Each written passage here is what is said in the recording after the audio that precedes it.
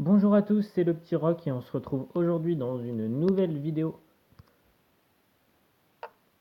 Donc je vais vous présenter ma partie qui m'a permis d'atteindre les 1750 points Elo en Blitz. Donc c'était une partie en 3 minutes KO. Donc on est parti, donc mon adversaire allait blanc, il me joue des 4. Classique, je réponds par cavalier F6, toujours sur des 4. De temps en temps j'essaye de changer un petit peu avec E6 pour transposer dans des françaises. Mais généralement, je vais jouer cavalier F6 sur des 4. Donc là, mon adversaire me joue cavalier F3. Donc là, j'ai plusieurs options. Je pense que D5 est pas mal, mais j'ai préféré jouer E6 dans cette position. Donc après, il me joue C4 logique. Bon, pour être honnête, j'ai fait vraiment une très mauvaise ouverture dans cette partie. J'ai essayé de jouer très vite dans l'ouverture. Je me suis un peu emmêlé les pinceaux. Et vous allez voir que je me retrouve en difficulté assez rapidement dans la partie. Donc là, je décide de jouer D5, pourquoi pas. Pourquoi pas, c'est un coup. Du coup, là, mon adversaire décide de jouer G3. Donc G3, c'est un coup relativement correct. On veut développer le fou en G2. Et on n'a pas peur des coups comme D prend C4 parce que derrière, ça va ouvrir la diagonale pour le fou une fois qu'il sera en G2. Donc je décide de faire mon petit échec avec le fou. Donc je m'attendais à un coup comme fou D2, mais cavalier C3 c'est très logique aussi, c'est très fort, parce que ça menace le pion D5. Donc là je décide de jouer C5, pourquoi pas. Et c'est là qu'il décide de prendre C5. Et là je me rends compte qu'en fait mon pion D5, bah, il va commencer à avoir pas mal de problèmes, parce que le fou va commencer à taper dessus. Et là, j'ai très mal réagi. J'ai joué fou D7. Donc je voulais développer mon fou et j'ai pas pensé à défendre mon pion. Donc voilà. Il le récupère pas tout de suite. Il préfère roquer. Mais du coup, je me retrouve avec un pion isolé. Donc déjà, je suis légèrement moins bien. Du coup, il décide de jouer cavalier E5, pourquoi pas, pour libérer le fou. Donc là, je décide de roquer, je mets mon roi à l'abri. Et là, il décide de prendre mon mauvais fou. Donc là, je me dis, bah tant mieux. Comme ça me ramène un pion vers le centre. Je bouge bien la diagonale de son fou. Donc lui, il en profite, il continue son développement avec la dame, avec l'idée de faire des découvertes sur le fou. Et là, c'est la gaffe de la partie. Donc énorme erreur de la part des noirs. Je veux taper sur le pion F2. Il se trouve que bah, j'ai joué un très mauvais coup, une énorme gaffe. Je décide de jouer Dame B6. Et du coup, bah, coup très logique qui suit, cavalier A4. Gagne la pièce en force. Donc là, l'ordinateur donne plus 5 pour les blancs environ. Et je suis totalement désespéré dans cette position. On a tous les deux plus de 2 minutes à la pendule. Je me dis, c'est terminé. Sauf que du coup là je décide de jouer Dame B5, sauf que du coup je vais commencer petit à petit, à force de rentrer dans des variantes plus ou moins forcées, je vais commencer à rentrer dans une position plutôt correcte, grâce à mon adversaire qui va faire quelques erreurs. Donc il décide de prendre avec le cavalier logique, sur Dame prend il y a Dame prend cavalier. Donc là je décide de développer ma tour en tapant sur E2. Il protège en poussant son pion. Je décide d'aller tenter des choses avec mon cavalier. Mais bon, après, là, j'avais pas trop d'idées encore à ce moment-là de la partie. Donc, cavalier E5, logique. Donc là, il décide de jouer A4, gagner un tempo sur la dame. Sauf que là, petit à petit, les imprécisions s'accumulent et l'écart commence à se réduire sensiblement. Donc là, il repousse le pion, donc je reviens en B5. Donc il décide de développer sa tour, pourquoi pas. Là, je décide de jouer mon cavalier ici pour attaquer son cavalier tout en repositionnant mon cavalier. Donc là, il décide de jouer avec B3. Donc B3, plutôt bon coup dans la position. Je décide de prendre, histoire de récupérer un pion, même si j'ai une mauvaise structure. Et là, on va rentrer dans une ligne complètement écrasante où je vais avoir, beaucoup de difficultés à m'en sortir avec une structure de pion horrible, une paire de fous beaucoup trop forte. Et du coup, je vais devoir attendre une erreur de mon adversaire pour espérer prendre avantage. Donc déjà, il utilise sa tour de la colonne E pour venir en B1, ce qui déjà me plaît un peu plus que la tour A1 qui est pas très active pour l'instant. Donc je retourne en A6 pour protéger le pion. Là, il décide de mettre son fou ici, donc je suis plutôt content parce que je peux développer mon cavalier en gagnant un temps sur le fou. Donc il décide d'aller en D4 et c'est à partir de là que je vais commencer à avoir, bah, mine de rien, un petit avantage parce que je décide de jouer délibérément le coup C5 qui je pense est un coup correct. J'ai pas encore regardé parfaitement l'analyse, je pense que je vais vous montrer l'analyse après. Là, c'est vraiment une analyse un petit peu à chaud, j'ai juste regardé rapidement, globalement, la partie sans analyser vraiment. Donc je l'incite à venir prendre ma tour, c'est ce qu'il fait, et là, je pense qu'il est encore bien, mais je pense qu'il y a des idées sur fou repart de pousser le pion en D3 et j'ai deux pions passés liés, avancés, ce qui peut me permettre de contrebalancer même si j'ai pas mal de matériel en moins ou au moins poser des problèmes dans une position encore perdante. Et là, mon adversaire décide de pousser le pion, qui est le coup qui me permet d'égaliser en force parce que j'ai tour prend à 8 tout simplement, récupère la pièce, j'ai plus qu'un pion de retard et mine de rien, bah ah non, c'est qualité pour pion.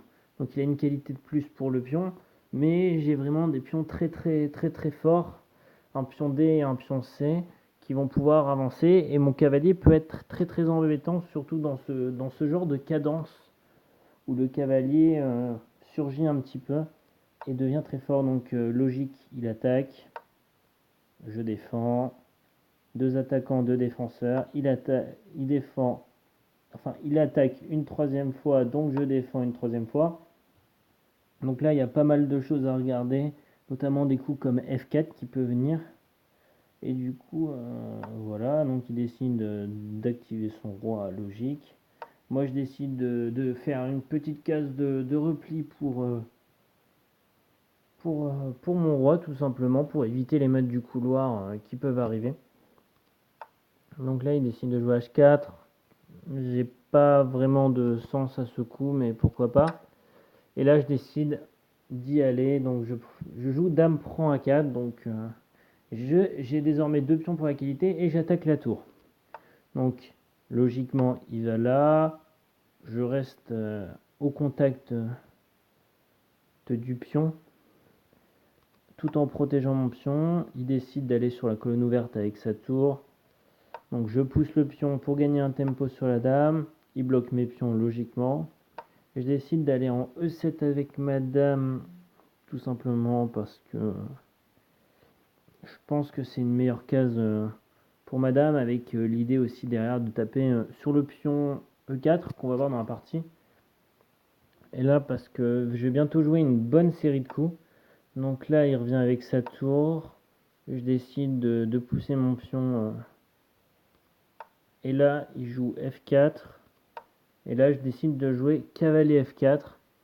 Et c'est là que va y avoir une petite combinaison assez sympathique qui va me permettre de gagner en force.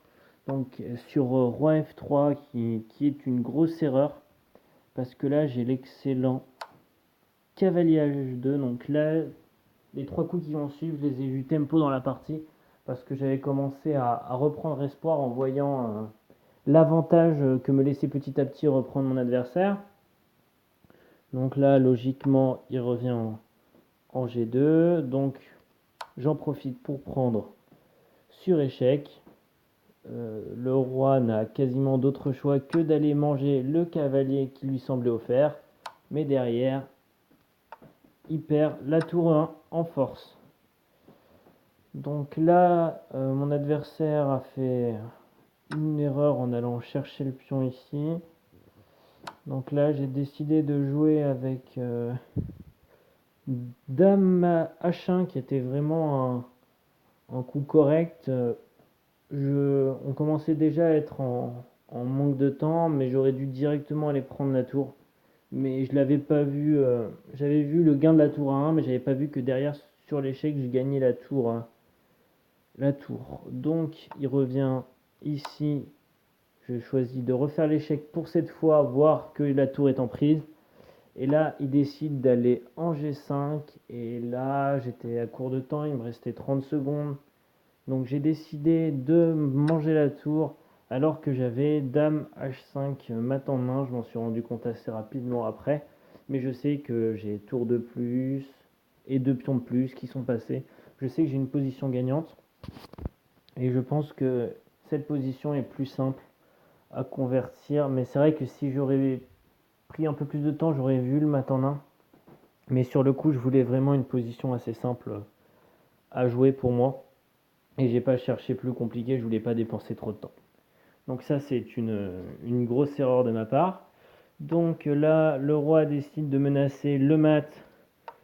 Je ramène madame à la défense tout en soutenant le pion D.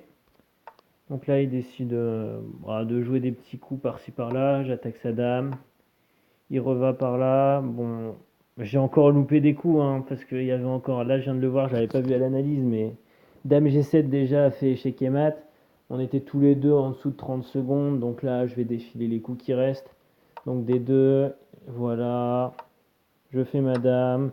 Il prend, je prends. Voilà, donc deux dames de plus. Donc je cherchais un petit réseau. Donc là, je me suis un petit peu compliqué la tâche. Du coup, je reviens, je continue les échecs, échecs. Et là, dame DG6 pour finir le travail. Donc on part d'une position totalement perdante à une position complètement gagnante avec une petite simple tactique grâce à des erreurs de l'adversaire qui s'accumulent. Donc vous pouvez voir, je refais défiler la partie tranquillement. Donc c'est une partie ouverture correcte. Et là déjà fou D7 donne un léger avantage au blanc. Donc dame C2 là permettait encore d'égaliser. Mais dame B6, grosse erreur, plus 3 déjà. Grâce à cavalier A4. Donc ouais, dame B5 n'était pas non plus précis, on arrive à plus 4,5. Après quelques coups, on va se retrouver, voilà, déjà plus 5,2. Encore une imprécision, donc là je suis dans une position très très compliquée où je suis pas vraiment rentré dans ma partie, j'arrive pas à jouer correctement. Je suis complètement dégoûté d'avoir perdu une pièce si facilement, d'avoir une mauvaise structure de pion. Donc là on est quasiment sur du plus 6. Donc très simple à convertir. Donc l'adversaire qui me laisse des petites chances. Et là je pense que C5 est une imprécision, mais en pratique ça a plus de chances de fonctionner, notamment dans ce genre de cadence. Donc fou prend A8, je prends D4, c'est mon idée, les deux pions. Essayer de, vu que j'attaque le fou, pouvoir jouer D4, mais bon, on est vraiment sur déjà un énorme avantage blanc. Et là, E4, j'ai mes deux pions, je peux récupérer ma pièce, donc ça revient sur une position totalement égale. Et là, on va commencer petit à petit à être légèrement mieux. Et nous, contrairement à notre adversaire, on va pas laisser passer notre chance. Et là, tour B1 qui était déjà une erreur. D'après l'ordinateur, c'est vrai que j'aurais plutôt mis l'autre tour. Ou doubler effectivement le coup de l'ordinateur, doubler pour gagner le pion 1A en force, semblait nettement meilleur pour maintenir l'égalité. Donc là, Dame E7, c'est vrai que ça semblait pas le meilleur coup du coup ça réégalise en partie avec beaucoup d'erreurs et du coup une grosse opportunité à la fin que j'ai su saisir en design note pour les deux joueurs. Donc c'est vraiment une partie assez folle, assez, assez riche en erreurs. Et du coup, voilà, roi F3, donc la gaffe à cause de cavalier H2.